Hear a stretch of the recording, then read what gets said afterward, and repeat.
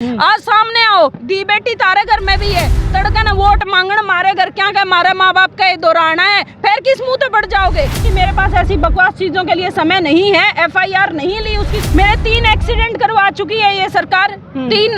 1 महीने के अंदर अंदर मेरी एफआईआर तो रजिस्टर नहीं हुई, लेकिन मेरे एक्सीडेंट जरूर रजिस्टर होने लग रहे हैं और बार बार मेरे परिवार को मुझे बार बार धमकियां आ रही हैं, अनाप शनाप केस करने की धमकियां आ रही हैं और साथ में जो ये बार बार मेरे एक्सीडेंट करवाए जा रहे हैं, इन चीजों से मैं डरने वाली नहीं हूँ। मुझे किसी से उम्मीद नहीं है। मेरा गांव राम मेरी सुरक्षा करने लग रहा है, मेरी खापे करने लग रही हैं। उसकी महिला कोच की भी 1-1 मिनट की इंफॉर्मेशन देने का काम करती है हरियाणा पुलिस, वही मेरे साथ करेंगे। इससे अच्छा है कि मैं किसी की सुरक्षा लूँ ही ना। मेरा हाँ जी सोनिया जी, आज जो खाप महापत्र में फैसले लिए गए हैं, क्या कहेंगे इस बारे में आप और क्या रणनीति रहेगी? मैं मेरी खाप सरदारी ने जो फैसले लिए हैं, जो सब लोगों ने मिलकर फैसला लिया, सारी खापों ने, उसका स्वागत करती हूँ। और मैं एक बात कहना चाहती हूँ कि सरकार से हम कोई हिंसा नहीं चाहते, हम अहिंसक तरीके से अपना फैसला चाहते हैं। हम इस आदमी की बर्खास्ती और गिरफ्तारी चाहते हैं। या तो सरकार इसको बर्खास्त कर दे 10 तारीख तक और गिरफ्तार कर ले, नहीं तो जो मेरी खाप सरदारी बोलेगी, जैसा कि बोला है 10 तारीख के बाद हम एक बड़ा महासम्मेलन बनाएंगे, उसमें बड़ा हरियाणा स्तर पे फैसला लिया जाएगा। फिर सरकार हमें ना बोले कि हमने अल्टीमेटम नहीं दिया था। जो एसआईटी की जांच थी वो क्लियर है, उसमें उनको क्लीन चिट मिल चुकी है। एसआईटी की जो जांच थी, हरियाणा एसआईटी की जो जांच थी, उसमें 0 रिपोर्ट दी गई है और अभी जो चंडीगढ़ पुलिस का फैसला आना बाकी है। हमें जो थोड़ा बहुत भरोसा है, हमें सिर्फ थोड़ा बहुत जो भी हम भरोसा कर रहे हैं चंडीगढ़ पुलिस पे कर रहे हैं। हरियाणा सरकार की तो जो एसआईटी थी वो पहले ही संदीप सिंह एसआईटी थी, वो एसआईटी बनी ही नहीं थी महिला कोच के लिए, वो बनी ही संदीप सिंह को बचाने के लिए थी। वो बचाओ संदीप सिंह कमेटी थी, तो हमें उससे कोई उम्मीद नहीं थी, ना है और ना हमने बोला था ये एसआईटी बनाने का। हमने पहले भी विरोध किया था एसआईटी का और आज भी हम इस एसआईटी का विरोध करते हैं। हमें चंडीगढ़ पुलिस में जो एफआईआर दर्ज है, हम वहां पे हमारा न्याय चाहते हैं। तो आपके मामले में जो शिकायत दी आपने, कुछ इस तरह में दोबारा मिलेंगे पुलिस से एफआईआर दर्ज नहीं हुई? अभी तक 1 महीने से ऊपर हो चुका है। 29 जनवरी को मैंने एफआईआर दी थी। आज आप देखिए हम किस दिन पे खड़े हैं, आज तक मेरी एफआईआर रजिस्टर नहीं हुई है। मैं सरकार से हाथ जोड़ना चाहती हूँ कि भाई मेरी एफआईआर तो रजिस्टर कर लो, और हाथ नहीं जुड़वाना चाहते तो हम तैयार हैं कोर्ट में जाने। फिर हम अपने कोर्ट की तरफ से हम अपनी एफआईआर की लड़ाई लड़ेंगे, क्योंकि जब एफआईआर तक भी लड़ाई लड़नी पड़ जाए तो न्याय के लिए कितनी लड़ाई लड़नी पड़ेगी आप लोग सोच सकते हो। अब तक आपको कितना समर्थन और किस से इतना समर्थन मिला आपको? देखिए जी, ये हमारी तीसरी महाखाप थी, महापंचायत थी। एक महापंचायत हमने नारनौंद में करी थी, दूसरी हमने कैथल में करी थी, ये तीसरी महापंचायत थी आज। और यहाँ लगभग मतलब जितनी भी जींद जिले में खापें लगती हैं, जितनी भी खाप पंचायतें हैं, सारी पहुंची हुई थी और सबने मुझे समर्थन दिया है।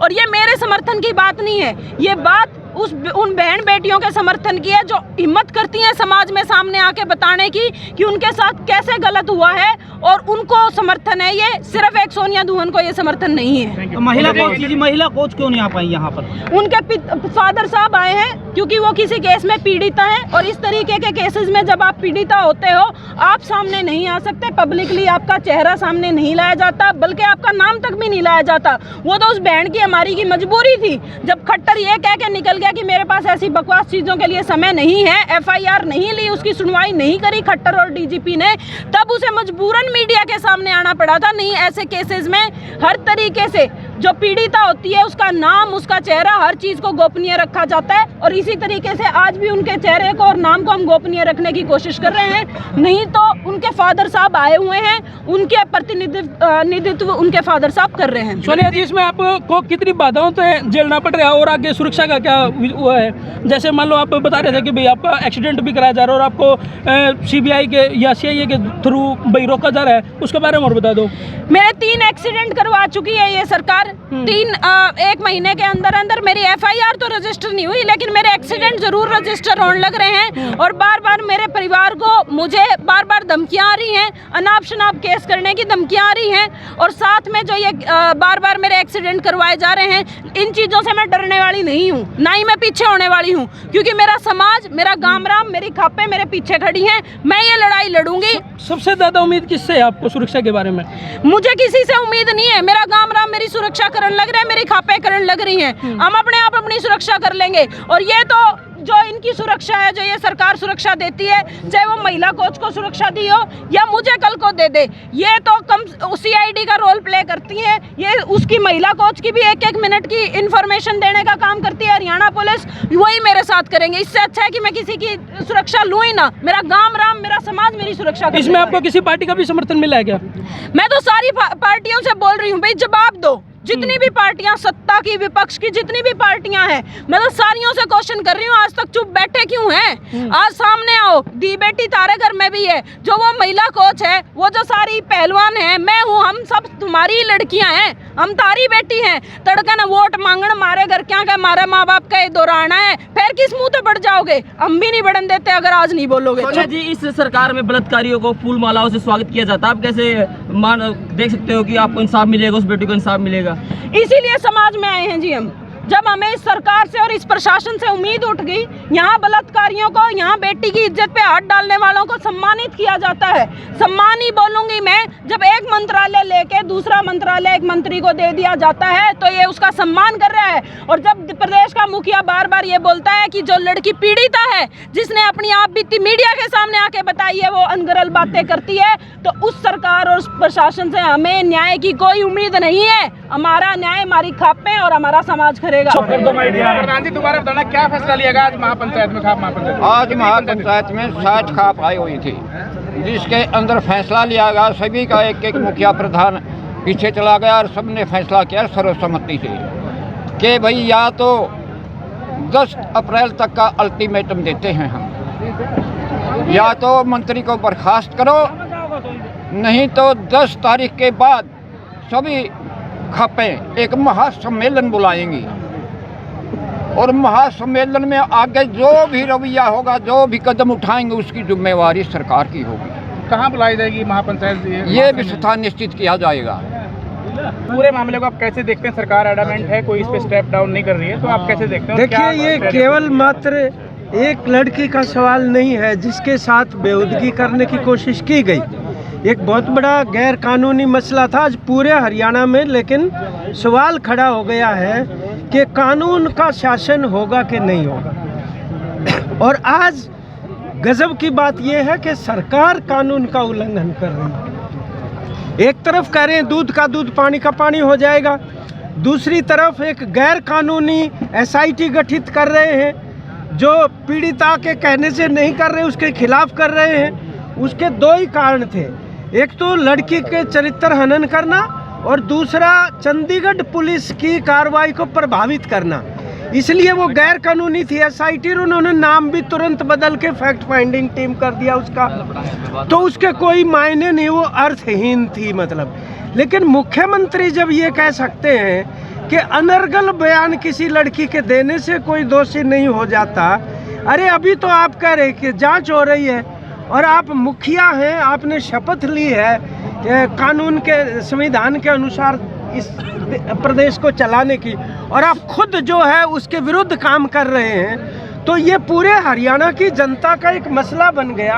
हम तो किसान संगठन आज समर्थन देने पहले भी इस मसले के ऊपर हम सक्रियता से दे रहे हैं, लेकिन हम हरियाणा की इन तमाम महिलाओं को सलाम करते हैं। अरे आप एक बात बताइए सोचने की, वो मतलब कह रही है कि आप तिरंगा नहीं फहरा सकते और उसके गले में डाल के और राष्ट्रगान चला रहे हैं उसको घसीटते हुए। ये राष्ट्रगान के अपमान का मामला नहीं बनता क्या? वो भी मुकदमा उसके ऊपर बनता है। वास्तव में सलाम हम इसलिए करते हैं कि इन्होंने हर जगह चुनौती दी है। 8 मार्च को करनाल चुनौती दी कि मुख्यमंत्री को 8 मार्च महिला दिवस पर बोलने का कोई अधिकार नहीं है, और वहाँ पर भी पुरुष पुलिस कर्मियों ने महिलाओं के साथ धक्का मुक्की की और यहाँ भी की जींद के अंदर। ये बहुत बड़ा सवाल है। तमाम तबके जिनकी आजीविका की लड़ाई थी, आज उनकी लड़ाई लोकतंत्र और मान सम्मान बचाने की भी बन गई है। तो प्रधान जी, इसमें जब सरकार की इतनी मनमानी चल रही है, तो 2024 के आने वाले इलेक्शन में क्या प्रभाव होगा इस सरकार को? देखिए, आज क्योंकि कोई इलेक्शन का एजेंडा नहीं है, लेकिन ये खुद ही जिस रास्ते के ऊपर चल रहे हैं वो तो बहुत ही आत्मघाती रास्ता है। हमें नहीं लगता कि इस रास्ते पर चलकर वो हरियाणा की जनता ने, तो मैं आपको बता रहा हूँ, पहले भी इनको बहुमत नहीं दिया था। हरियाणा का जो सरकार बनी थी वो तो दुष्यंत चौटाला ने अगर विश्वासघात नहीं किया होता तो ये सरकार थोड़ी सत्ता में होती।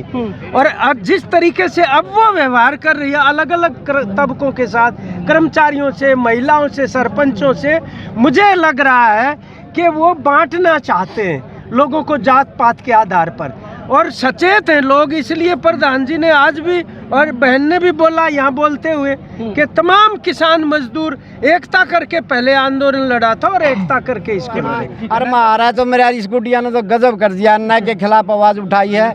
नहीं अपने बच्चा खातिर, परिवार खातिर तो देश जीता है, जिसने दूसरे के लिए आवाज उठाना बहुत गर्व की बात है। हम तो इस लड़की पर गर्व करते हैं भाई, बहुत बहुत गर्व करते हैं भाई। आज के माहौल को देखकर कैसा महसूस हुआ आपको? आज जो माहौल देखा गया, देखिए जी, मेरे लिए ये बड़ा इमोशनल मोमेंट है। मेरी खाप, मेरा समाज, सारे लोग मुझे इतना बड़ा जिम्मेवारी दे रहे हैं और मेरे में इतना बड़ा विश्वास जता रहे हैं। मैं आपका बहुत बहुत धन्यवाद करती हूँ जी। जो आपको सुने जी, आपने उपाधि मिली 19 तारीख की मीटिंग, 19 तारीख की जो पगड़ी आज बड़ों ने आपको सम्मानित किया है पगड़ी पहना के, उस पगड़ी का आप आगे तक कब तक और कैसे इसकी रख रखाव करेंगे, इसका सम्मान करेंगे?